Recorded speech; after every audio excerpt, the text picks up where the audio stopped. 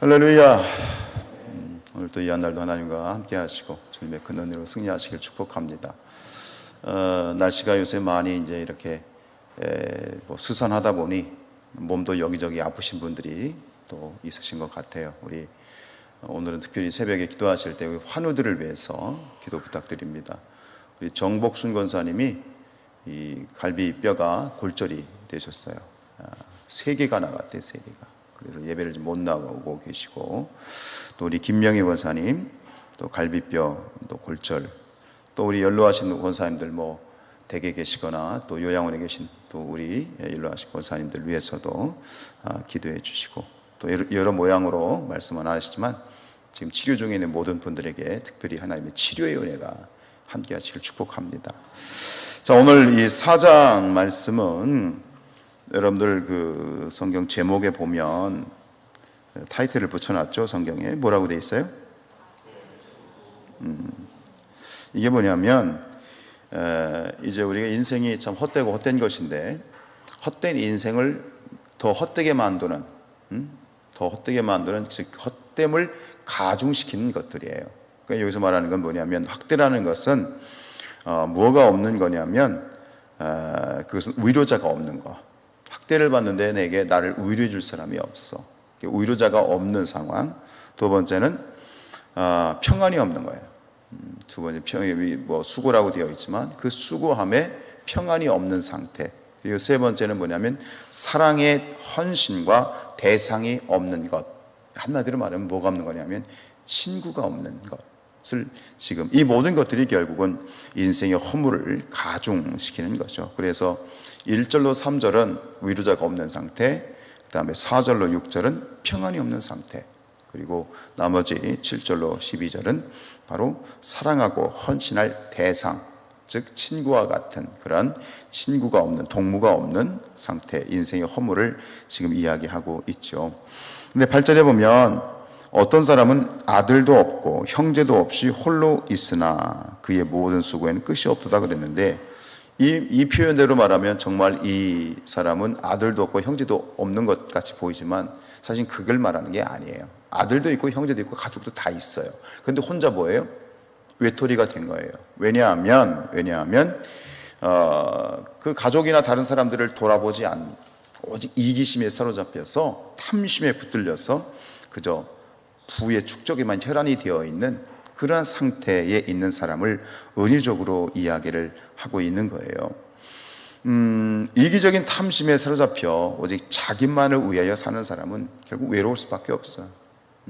스스로 자기를 외롭게 만드는 인생의 허무함을 정말 더 가중시키는, 뭐 열심히 뭐 돈 벌어서 내가 뭐 하겠다, 열심히 돈 벌어야지 하지만 그 인생은 결국은 세상을 따라가는 것이고, 그곳에는 본질적으로 누가 없는 거예요? 그런 마음에는 하나님이 없고 하나님의 말씀이 없는 그러한 상태, 고아는 아니지만 고아 같이 사는 그런 상태를 말하고 있는 거예요. 그래서 오늘 전도자는 특별히 우리 마지막 세 번째 부분에서 7절로 12절 말씀을 집중적으로 보려고 하는데, 결국 이런 허무함을 극복하기 위해서는 옆에 사람들을 돌아볼 줄 알아야 되고, 그리고 사람들을 케어할 줄 알아야 되고, 서로 관계를 잘 조화시킬 수 있는 인생길에 참 사랑과 헌신을 만들어 가라고 하는 것이 교훈이죠. 인생이 참 녹록하지 않지요. 그죠? 그런 세월들을 살아왔는데 겉으로 보면 다 평안한 것 같고 웃는 것 같지만 다 속으로는 각자가 말 못할 또 속사정을 가진 것이 우리의 또 인생인 것 같습니다. 그래서 속담에 소도 뭐가 있어야 된다?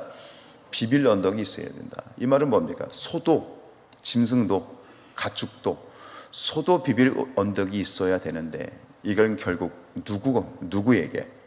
사람은, 소도 그럴진데 사람은 말할 것도 없이 비빌 언덕이 있어야 되고, 의지할 사람들이 옆에 있어야 된다라고 하는 반어적인 기법이겠죠.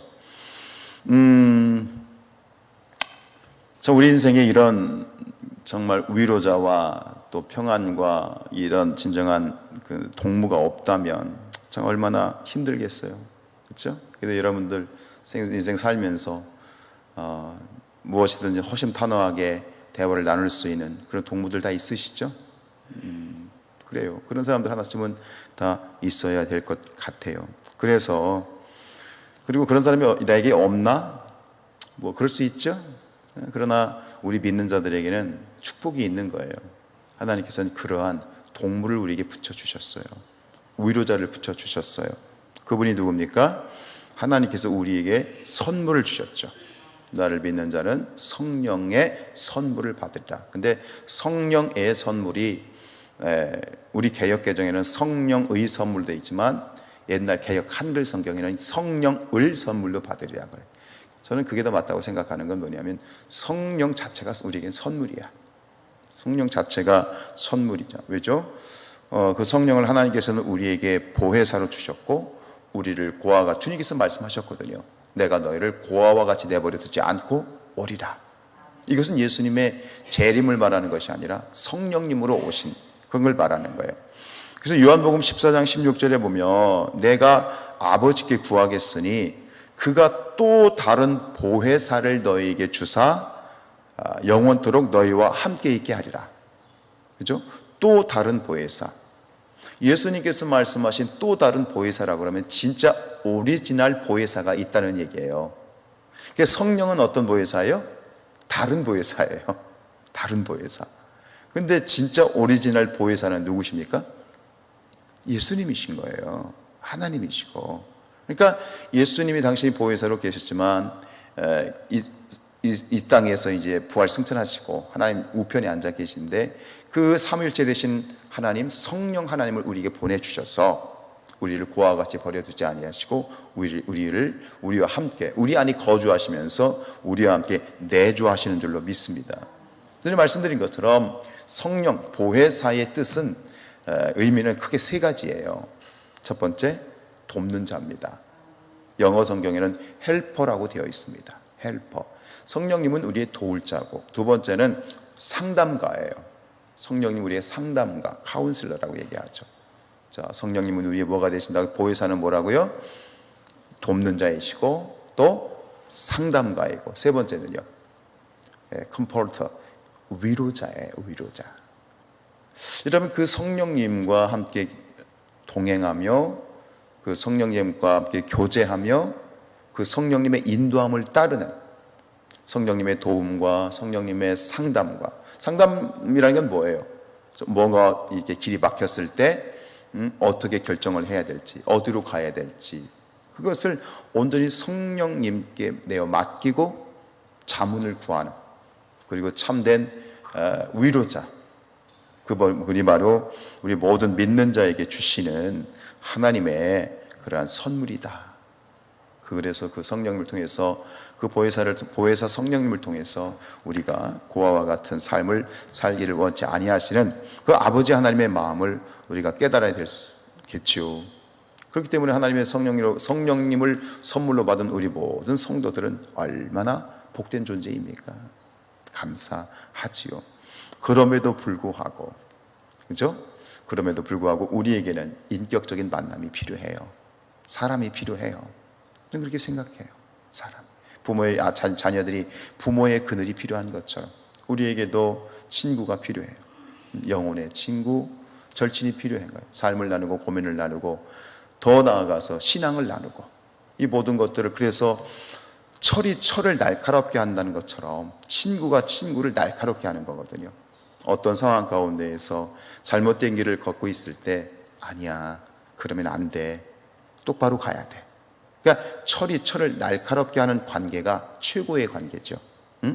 그냥 모든 걸 다 받아주긴 해야 되죠. 친구라고 하는 것은 흉금, 나의 진짜 부족한 것들도 다 받아주고 이해해 주지만 그럼 무작정 받아주는 것이 아니라 때로는 따끔하게 충고하면서 이렇게 하는 것, 이건 하나님 뜻이 아니야 라고 분별력을 가진 그런 친구, 그런 영혼의 친구가 우리 모든 성도님들의 관계 속에 있어지길 축복합니다. 관계라는 게 굉장히 중요하죠. 사람 주님이 필요한. 그래서 오늘 보세요. 9절로 12절까지가 다 그 얘기예요. 9절로 12절 한번 쭉 집중해서 읽어볼까요? 시작. 두 사람이 한 사람보다 나음은 그들이 수고함으로 좋은 상을 얻을 것입니다. 혹시 붙들어 일으켜니와 홀로 있어 넘어지고 붙들어 일으킬 자가 없는 자에게는 화가 있으리라. 또 두 사람이 함께 누우면 따뜻하거니와 한 사람이면 어찌 따뜻하랴. 한 사람이면 패하겠거니와 두 사람이면 맞설 수 있나니 세 겹줄은 쉽게 끊어지지 아니하느니라. 이런 관계와 이런 만남, 이런 동무의 축복이 있기를 축원드립니다. 근데 우리가 관계라는 게 또 어렵고 위험한 건 뭐냐면 이 관계가 한쪽으로 쏠리게 되면 참 어려워요. 한쪽으로 쏠립니다.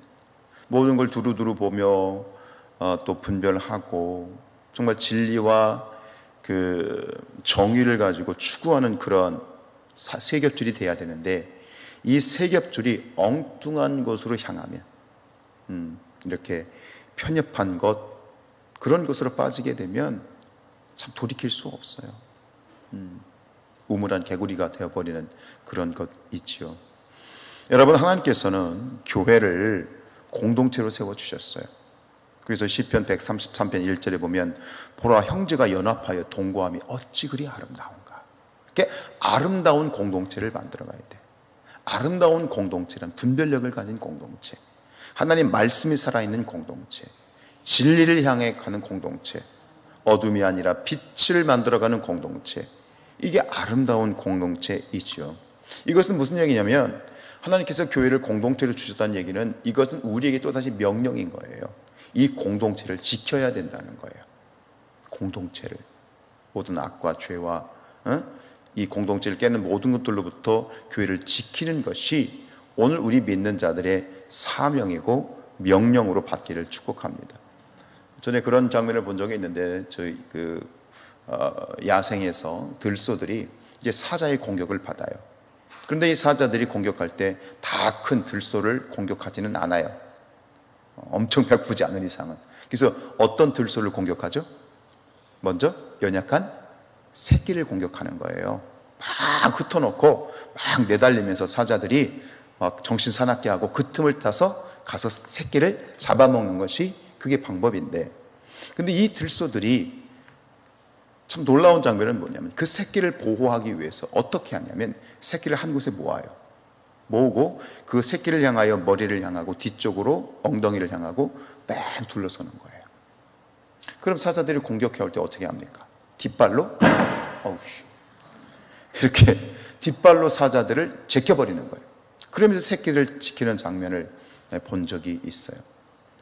그들이 보여주는 건 뭐예요? 이 공동체의 위력이에요. 그리고 짐승도 하물며 그럴 줄 아는데 하나님의 형상을 닮아 창조된 인간들이 그렇게 되는 거지. 그걸 모른다면 결국 이 교회의 공동체를 지키는 것이 어떤 것인지를 모르는 것 있죠. 이것이 신앙 공동체의 원리이고 이것이 중보 기도의 원리 있죠. 교회는 협력하고 하나 되어져야 되는 줄로 믿습니다. 여러분을 보세요. 예수님도 혼자 사역 충분히 하실 수 있었다고 생각합니다. 그런데 예수님은 공생애를 시작하시면서 당신과 함께할 제자들을 부르셨어요. 그들과 함께 효율적인 이런 복음 사역을 하셨죠. 때로는 그들에게 능력을 주시면서 나가서 전도해라. 예수님이 다 하실 수 없는 일을 그들에게 또 위임하시기도 했고, 예수님의 사후에는 그들이 땅끝까지 이르러 복음을 증거하여 지금 우리에게까지 이르게 된 것이고, 이게 공동체를 이루어야 되는 가장 아름다운 모습이죠. 확장이지요. 연합은 시련조차 이겨내는, 연합할 때 고난과 역경과 어려움을 능히 이겨낼 수 있는 힘이 생기지만, 분열은 어떻게 돼요? 그 자체가 화가 되는 거예요. 마지막 시대 저는 더더욱 그렇다고 생각하는 것은 수많은 교회들이 분열되어 깨졌죠. 거룩한 분열은 좋아요. 이 뭐죠? 세포가 분열되는 거. 그것은 거룩하게 교회를, 큰 교회가 다른 교회 공동체를 세워가는 이런 어떤 세포 분열과 같은 것은 너무나도 좋은 거죠. 그 보면 이동원 목사님이 그런 일을, 엄청난 아주 큰 일을 많이 하셨고, 또 이찬수 목사님도 그런 일들을 하셨잖아요. 근데 그건 그런 분열 말고, 그런 세포 분열 말고, 그건 증식이지. 분열이 아니라 증식이지. 근데 이것은 갈등을 말하는 거예요. 우리는 언제나 갈등의 소지를 가지고 있어요. 근데 그것을 어떻게 극복하느냐, 그리고 어떻게 극복하면 결국은 그것이 비 온 뒤에 단단한 땅이 되는 것처럼 교회는 단단해지지만, 그러나 그것을 극복하지 못하게 되면 참 아픔이 될 수밖에 없어요. 사도 바울은 이렇게 얘기합니다. 고린도전서 1장 10절. 여러분 우리 같이 한번 찾아봤으면 좋겠어요. 고린도전서에 고린도전서 1장 10절.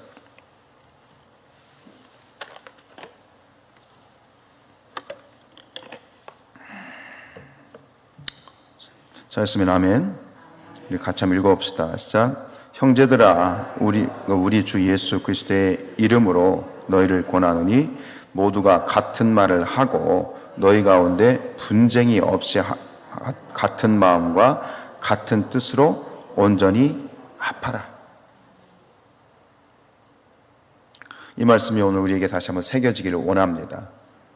예수님의 이름으로 권하고 있습니다. 예수님의 이름으로 권한다는 얘기는 뭐냐면 예수님의 뜻이고 예수님의 교훈이라고 하는 것입니다.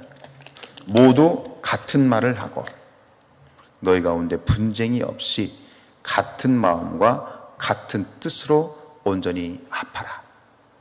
성산교회가 하나님이 주신 은혜로 굉장히 빠른 그러한 지금 스피드를 가지고 이 재단을 세워가고 계신데, 이럴 때일수록 중요한 것은 우리 교회가 세겹줄의 공동체가 되기를 원합니다. 세겹줄. 생각이 다르고 마음이 다를 수 있지만 첫 번째 뭐예요? 같은 말을 해야 돼요. 같은 말을 하고, 그러면 어떻게 돼요? 같은 말을 하면 분쟁이 없어지는 거예요. 그 다음에 같은 마음과 같은 뜻. 그렇죠? 같은 마음과 같은 뜻, 같은 이 말, 분쟁이 없는 것. 왜 생각이 다르지 않을 수 있겠어요? 다 다르죠. 그러나 하나님이 주신 분별력을 가지고 온전히 하나 되어서 아름다운 연합의 공동체, 세겹절의 공동체, 그런 거룩한 우리 성산교회가 될 수 있기를 주님의 이름으로 축복합니다.